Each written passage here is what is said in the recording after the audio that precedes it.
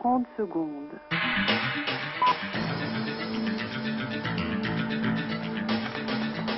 19h34 minutes, 40 secondes.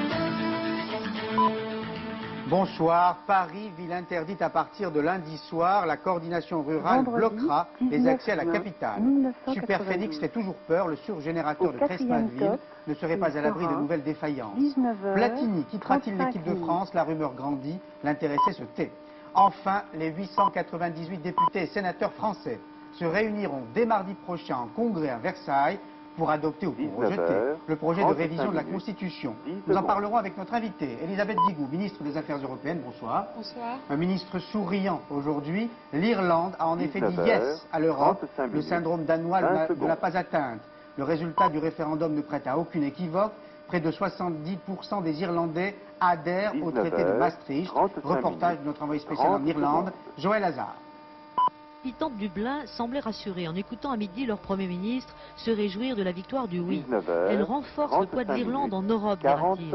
Avec 66% de oui en faveur de Maastricht, les principaux partis politiques ont remporté leur pari européen. Mais le fort taux d'abstention de 45 à 50% selon les estimations est symptomatique. En 86, lors du référendum sur le divorce, 61% d'Irlandais se sont rendus aux urnes. Le pouvoir irlandais rend les partisans du non responsables de cette désaffection. Ils ont prétendu que nous devrons renoncer à la souveraineté, rejoindre une armée européenne, restreindre nos crédits sociaux. Ils ont terrorisé les gens. Les partisans du non restent convaincus qu'on les a trompés sur la cause européenne. Ils se préparent à livrer une nouvelle bataille, celle contre l'avortement. Le référendum est prévu pour novembre. Les nationalistes n'ont pas l'intention de se laisser embrigader par l'Europe. 30 secondes. Je dirais très vulgairement que c'est le fric qui passe avant le bon Dieu. C'est-à-dire qu'à la campagne, où les gens sont plus pratiquants, ils ont voté pour, malgré le débat sur l'avortement. Et je pense que toute la campagne a été basée sur les avantages financiers éventuels que pourrait tirer l'Irlande de cette affaire. Le oui l'a emporté en Irlande. Maastricht est légitimé pour la première fois par un suffrage populaire et les Européens peuvent pavoiser. Mais un seul Irlandais sur 3 a voté oui. C'est dire qu'un seul Irlandais sur 3 accepte de s'engager sur la voie de l'intégration européenne. La leçon de ce référendum irlandais, c'est qu'il n'est plus possible de se contenter de slogans si l'on veut obtenir une large adhésion des peuples. 37 minutes. Vous respirez ce soir, madame Guigou.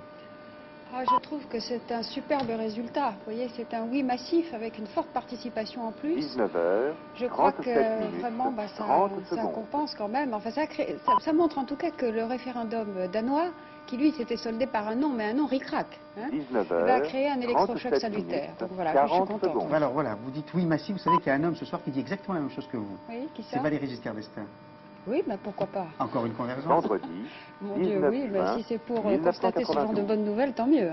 Et cette convergence s'est manifestée une nouvelle fois la nuit dernière à l'Assemblée nationale, où socialistes, centristes et libéraux ont mis fin à leur dispute de la veille pour adopter ensemble et dans un même élan le projet de révision de la Constitution. Et dans le même temps, la fracture au sein de l'opposition s'est une nouvelle fois accentuée. Le RPR a en effet décidé de quitter l'Assemblée cette nuit et de ne pas participer au vote. Jérôme Catala, Raymond Sarbadi.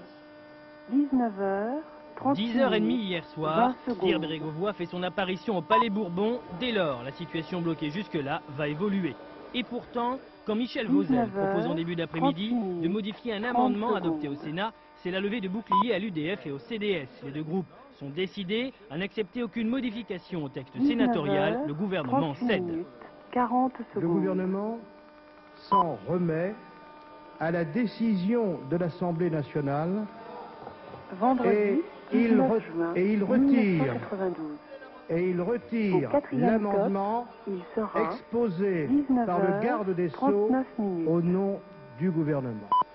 Devant cette bonne volonté européenne, les réticences de l'UDF et du CDS s'envolent. Ils voteront la révision constitutionnelle. Charles Millon va même plus loin. 19h. Il y aura probablement les 3/5 dans le Sénat et dans l'Assemblée nationale pour pouvoir réviser la Constitution et ainsi permettre à l'Europe de franchir une étape importante.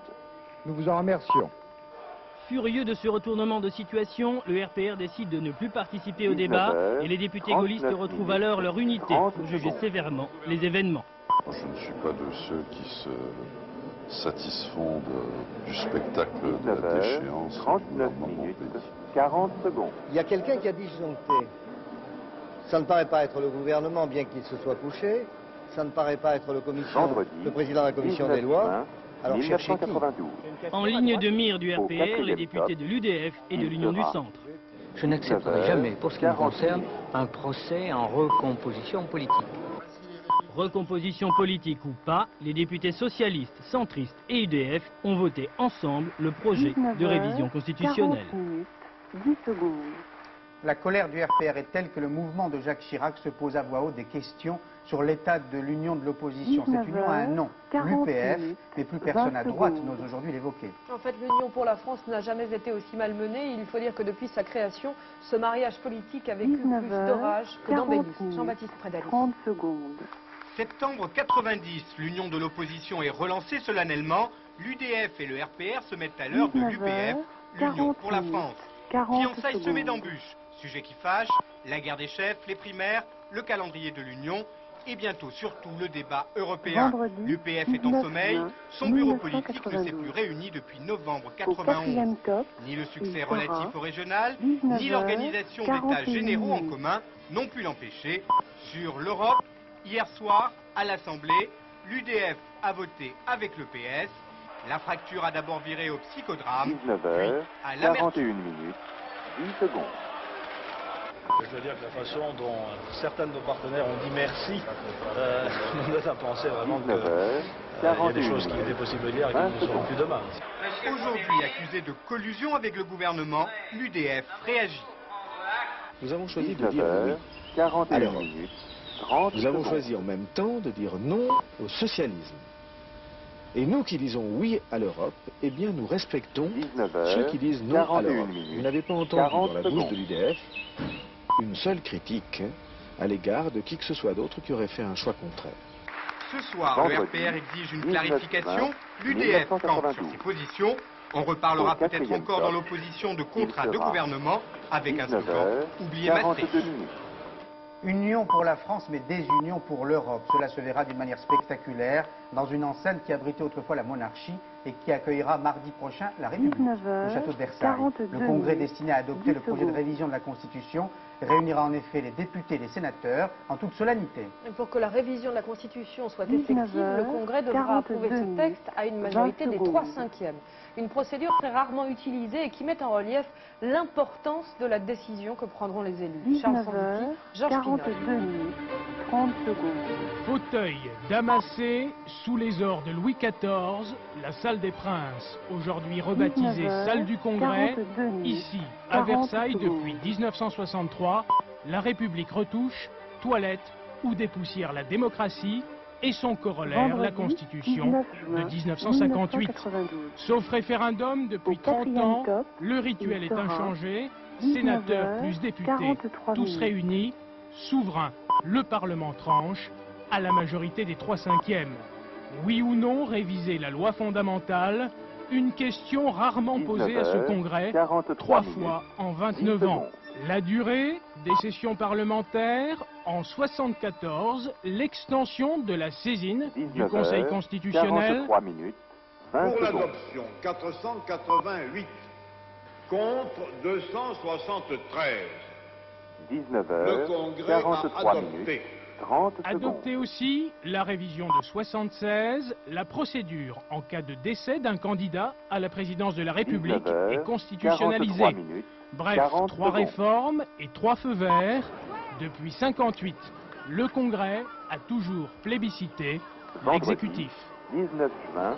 Et le 19 mardi 1992. prochain se fera en direct Au du château de 4e Versailles, en top, direct de ce congrès. il Vous y sera serez, Madame Guigou? Je pense, oui. 19h, Vous connaissez le château de 44 Versailles? minutes. Ah oui, pour l'avoir visité plusieurs fois, Comme naturellement, bien sûr, comme touriste. J'ai emmené mon fils souvent. Et j'ai un souvenir de cette salle des congrès. Elle est pas très grande, hein, mais enfin suffisamment pour contenir les 898 parlementaires qui seront là. Alors que ressentirez-vous ce jour-là, ministre de la République, dans un château? C'est un grand événement. quand même, parce que c'est un événement rare d'abord, hein, 3 fois en 29 ans. Et puis, ça va être le feu vert pour la ratification du traité de Maastricht. 44 Donc, ça va nous permettre, enfin, maintenant que la Constitution est révisée, ça va nous permettre de rentrer enfin dans le fond du sujet. En quelques mots, ça se passera de quelle manière? Il y aura un nouveau débat ou pas? Non. 40 non, c'est-à-dire que le président du Congrès, qui est le président de l'Assemblée nationale, oui. Henri Emmanuelli, lira le message de convocation du président de la République. Et ensuite, chacun des groupes politiques aura la parole pour, je pense, une dizaine de minutes. Ce qui devrait, puisque le Congrès débutera à 10h30, oui. nous mener vers l'heure du déjeuner. Ensuite, il est traditionnel qu'il y ait un déjeuner de tous les parlementaires et des membres du gouvernement qui sont là. Je pense aussi que le gouvernement s'exprimera sans doute par la voix du Premier ministre. Et ensuite le vote? Ensuite le vote, probablement avant le déjeuner, nous connaîtrons les résultats officiels, j'imagine au moment ou après le déjeuner. Et ce résultat, vous l'imaginez déjà, une adoption? La majorité des 3/5? Oui, je pense, oui. Autrement dit, vous n'allez pas voter évidemment, mais vos amis socialistes, députés et sénateurs vont voter une nouvelle fois avec les centristes et les libéraux? Mais tant mieux, vous savez, l'Europe, c'est une grande cause nationale. Et je crois qu'il est nécessaire justement de dépasser des clivages qui existent, de politiques intérieures qui sont réelles, pour justement faire prévaloir ce grand choix parce qu'il engage l'avenir pour des décennies sans doute. Voilà, Vendredi, je trouve que c'est ce sens de responsabilité-là. 1992. Alors vous êtes ministre des Affaires européennes, mais vous connaissez bien la vie politique intérieure. Vous êtes présenté récemment aux élections régionales. On a bien vu à travers tous ces reportages du service politique de notre chaîne cette recomposition du paysage. Bien, c'est-à-dire que ce n'est pas parce qu'on est d'accord sur l'Europe qu'on est d'accord pour gouverner ensemble quand même. Il y a des différences très importantes, notamment en termes de politique intérieure, entre la majorité actuelle et l'opposition. 19h. C'est vrai quand même que avoir tout de même les divergences profondes, le spectacle offert par l'opposition, on peut se demander si des gens qui sont aussi profondément divisés sur l'Europe, eux, pourront gouverner ensemble. On vous a vu avec Valéry Giscard d'Estaing, Stelesta. Il va y avoir une campagne pour le référendum qui aura lieu quand? En septembre? 40 secondes. Probablement à la rentrée, la date n'est pas fixée. La décision sera prise par le président de la République. Il fallait attendre que le processus de révision constitutionnelle soit probablement à la rentrée. On n'imagine pas bien le référendum pendant les vacances d'été. Non, alors après les vacances, campagne, vous irez à nouveau à Sélestat ou ailleurs avec Valéry Giscard d'Estaing ou quiconque de l'opposition? Bis repetita, je crois qu'il faut arriver il va falloir faire un effort d'explication. Il va falloir que les partisans du oui se mobilisent parce que pour le moment, nous n'avons pas parlé de ce traité de ce qu'apporte ce traité. On n'est pas vraiment rentré encore dans le fond du sujet. Je crois qu'il y a une soif formidable des Français de savoir, et légitime, de savoir et de prendre la parole là-dessus. Donc il va falloir aller dialoguer avec les Français. Moi j'irai partout, on m'invitera. Déjà, j'ai fait plusieurs réunions, mais je crois qu'il faut aussi surtout que les forces vives du pays s'expriment là-dessus, pas seulement les responsables politiques. Oui, d'accord, mais de ce point de vue, j'ai l'impression qu'il y a eu un sacré cafouillage hier et que les partisans du oui ont du mal à parler simplement aux électeurs et aux Français. Non, je crois qu'il y a eu un problème qui était un problème connexe au problème principal qui était celui de la révision de la Constitution sur 3 points, la monnaie unique, les visas et le droit de vote. Bien, ceci était acquis déjà après le vote du Sénat avant-hier. Alors ce problème connexe, c'était quoi?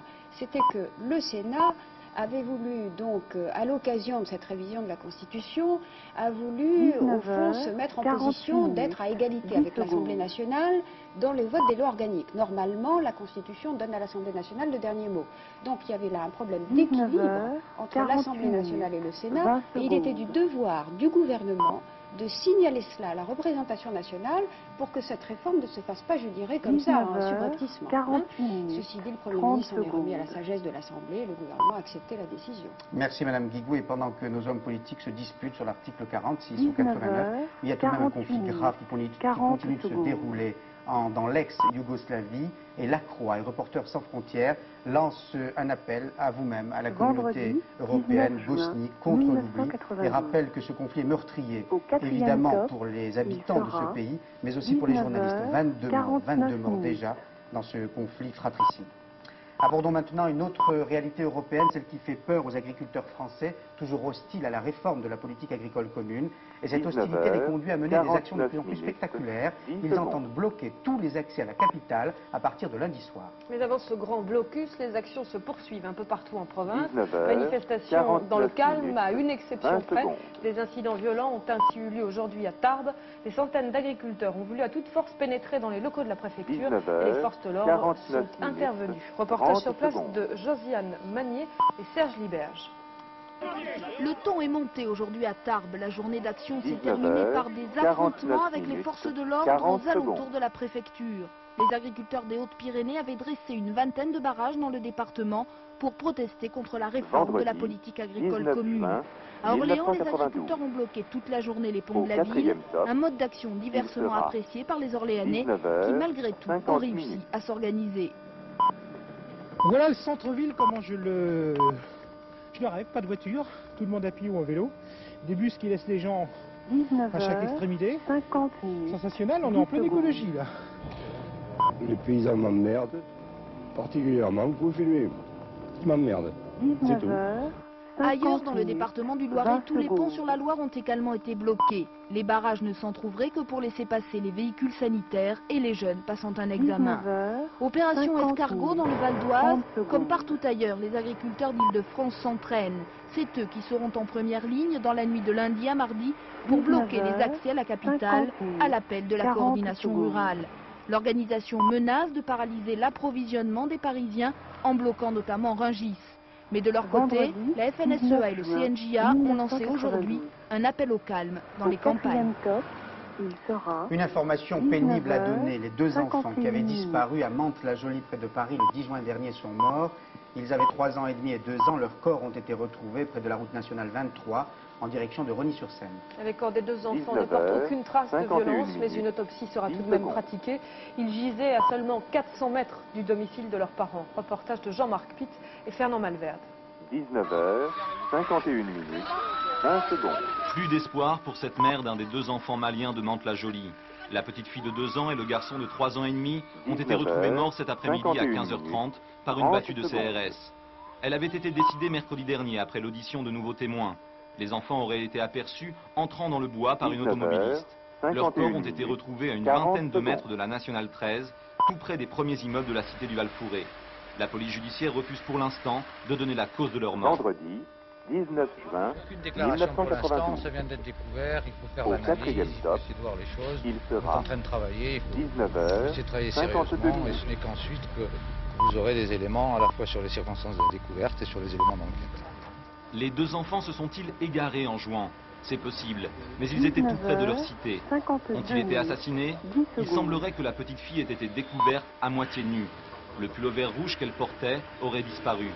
Autre élément troublant, la zone où ils ont été trouvés avait déjà été ratissée depuis leur disparition il y a 10 jours. Les résultats de l'autopsie donneront certainement des réponses à toutes ces questions. 19h52. Bernard Kouchner, ministre de la Santé, demande une expertise juridique sur le statut de Michel Garetta, l'ex-directeur du centre de transfusion sanguine, plus précisément sur les conditions financières de son départ lors du scandale du sang. Une demande exprimée à 3 jours de l'ouverture du procès de la transfusion sanguine. Un procès d'ores et déjà contesté. Les parties civiles vont en effet demander son renvoi devant une cour d'assises. Et ces mêmes parties civiles s'indignent de ne voir que des médecins dans le box des accusés. Pierre Fredenreich. Reflet de l'injustice. Il a été le premier à porter plainte pour empoisonnement. Et parce qu'un empoisonnement n'est pas un délit, mais un crime, ce n'est donc pas devant un tribunal correctionnel, mais bien en cour d'assises, qu'Edmond Luc-Henry, hémophile contaminé en 1984, veut aujourd'hui voir comparaître les 4 hauts responsables de la santé. C'est un crime. 19h, c'est un crime, il doit être jugé comme les autres crimes. C'est-à-dire ? Eh bien, c'est-à-dire que les peines sont évidemment beaucoup plus importantes et le tribunal n'est pas composé de la même façon. Ce ne sont pas des magistrats professionnels, mais des jurés populaires. Cette affaire est à mon sens suffisamment grave, suffisamment dramatique. Je vous rappelle que 255 hémophiles sont morts, qu'actuellement en France, il y a un hémophile qui meurt par semaine du sida. Eh bien, j'estime que c'est une cour populaire, c'est un juré dans une cour d'assises qui doit juger cette affaire. Au maximum, les prévenus encourent 5 ans d'emprisonnement. Devant une cour d'assises, ils risqueraient la perpétuité. C'est ce que réclame l'avocat des victimes. Ce que je demande, c'est que le tribunal correctionnel se déclare incompétent et renvoie l'affaire devant la cour d'assises. Ce qui veut dire que vous voulez un autre procès, puisque celui-ci n'est pas le vrai procès que vous espériez. Exactement. Je veux un autre procès parce que c'est juste. 54 En attendant, Edmond Luc-Henry, avant même le début des séances, est amer et furieux. Amer parce qu'il est convaincu de ne pas assister au vrai procès du sang contaminé. Furieux parce que les politiques, à ses yeux responsables, ne seront pas dans le prétoire. Une décision difficile pour Pierre Bérégovoy. Le Premier ministre doit se prononcer d'ici le 3 juillet sur le redémarrage éventuel du surgénérateur de Creys-Maville. Et ce réacteur nucléaire fait toujours peur. Dans un rapport alarmant établi par un expert, il est en effet clairement dit que le fonctionnement de Superphénix à sa puissance normale pourrait provoquer des incidents dans l'avenir. D'autres solutions ont été envisagées pour que ce super réacteur, qui a coûté 26 milliards de francs, ne soit pas arrêté purement et simplement. Daniel Durandais. Au 4e Superphénix, cette centrale prototype, est-elle dangereuse? C'est à cette question que devra répondre dans les prochains jours le Premier ministre en autorisant ou non le redémarrage du surgénérateur de Creys-Malville. Dans le rapport du patron de la direction de la sûreté des installations nucléaires, Michel Lavéry, publié ce matin dans Libération, il est fait état de faiblesses ou d'incertitudes en matière de sécurité, des réserves à la remise en route de la centrale. Or, cet après-midi, selon Le Monde, ce même rapport autoriserait le redémarrage de Superphénix à 30% de sa puissance pour une durée limitée de 5 mois. On le voit, la marge de manœuvre technique du Premier ministre est très étroite. Il a le choix de ne pas faire démarrer l'installation, bien entendu. Il a le choix de donner un feu vert sans autre commentaire pour démarrer l'installation et puis ne plus s'occuper de rien. Et puis, il a des choix intermédiaires qui consistent à démarrer l'installation à une puissance réduite de façon à pouvoir contrôler le maximum de choses dans cette première phase de mise en service. Et il a également le choix de démarrer l'installation pour un temps limité, c'est d'ailleurs ce que nous avons demandé, de façon à faire une première mise en service progressive avant d'aller au-delà et de faire tous les contrôles nécessaires avant cette étape. Quelle que soit la décision de Pierre Bérégovoy, elle fera des mécontents, soit les associations écologistes comme les Amis de la Terre ou Greenpeace, soit les partenaires européens de Superphénix qui, en cas de non-redémarrage, pourraient demander à la France le remboursement des 15 milliards de francs qu'ils ont investis. 19h. L'équipe de France de football, déjà traumatisée par son élimination du championnat d'Europe, pourrait très vite se sentir orpheline. Une rumeur court sur le départ éventuel de Michel Platini, mais l'intéressé se tait. Si Platini se tait, c'est aussi à cause de la Coupe du Monde de 1998. C'est en effet dans quelques jours que l'on saura si la France l'organise. Le départ de Platini serait plutôt malvenu avant cette décision. Didier Ballet. Si Michel Platini reconnaît porter une part de responsabilité après l'élimination suédoise, il fait toujours l'unanimité dans le football français. Pourtant, certains évoquent sa sortie. Le patron des Bleus, déçu par le groupe France, pourrait annoncer son départ début juillet. Même s'il demeure en contrat avec la fédération jusqu'en 1994, le sélectionneur national semble avoir fait le tour de la question. Par ailleurs, le malaise général du foot français, après Furiani et les affaires, paraît affecter Michel Platini, qui aurait la possibilité d'occuper d'autres fonctions en France ou à l'étranger dans un grand club. Mais son départ perturberait fortement l'avenir des Bleus. Fataliste et malheureux, Michel Platini est un gagneur. Il n'est pas homme à quitter le navire après une défaite. Il a toujours su se battre. Il devrait garder son poste, préparer l'équipe pour les qualifications mondiales 94, redonner espoir aux joueurs et aux millions d'amoureux du football qu'il a fait rêver pendant des années. Mais le championnat d'Europe continue avec des demi-finales qui s'annoncent spectaculaires et qui pourraient marquer la domination du football scandinave. 1992. On pensait bien que la rencontre Pays-Bas-Allemagne éliminerait un des deux favoris de l'Euro 92. Après un quart d'heure de jeu, les Néerlandais mènent 2-0 grâce à une tête de Rijkaard et une belle frappe de Witschge. Il suffit alors à la CEI de gagner son match afin de se qualifier pour les demi-finales. Mais l'Écosse, pourtant déjà éliminée, va créer une énorme surprise. Les Britanniques sont animés d'une volonté exceptionnelle et la chance est avec eux. 6e minute, le tir de Max T est renvoyé par la base du poteau, mais le ballon rebondit sur le bras du gardien. 1-0 puis 2-0 10 minutes plus tard, la frappe de Maclair est cette fois-ci déviée par un défenseur de la CEI. En seconde période, McAllister inscrira un 3e but. À Göteborg, les Allemands dominent la deuxième période et réduisent la marque grâce à une tête de Klinsmann. Les Pays-Bas passent tout près de l'égalisation, mais vont finalement s'imposer 3-1. Malgré cette défaite, l'Allemagne se qualifie et affrontera la Suède dimanche. L'autre demi-finale opposera le Danemark aux Pays-Bas. Vendredi 19 juin. Et c'est la fin de ce 19-20. Je vous rappelle l'information essentielle de la soirée. Le congrès de Versailles se réunira dès mardi prochain. Autrement dit, les 898 députés et sénateurs français devront se prononcer mardi sur le projet de révision de la Constitution française. Marc Cottemann vous donnera d'autres informations à 22h43 après Thalassa qui sera consacré à la victoire de Loïc Perron dans la Transat et évidemment après Caractère. Et dans quelques secondes, la météo complète de Florence Klein. Bonsoir, bonne soirée sur la Croix, bon week-end à lundi 19h. Bonsoir. 20 secondes.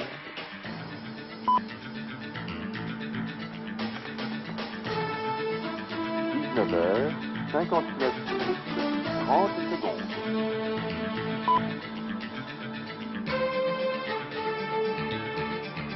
19h, 59 minutes, 40 secondes.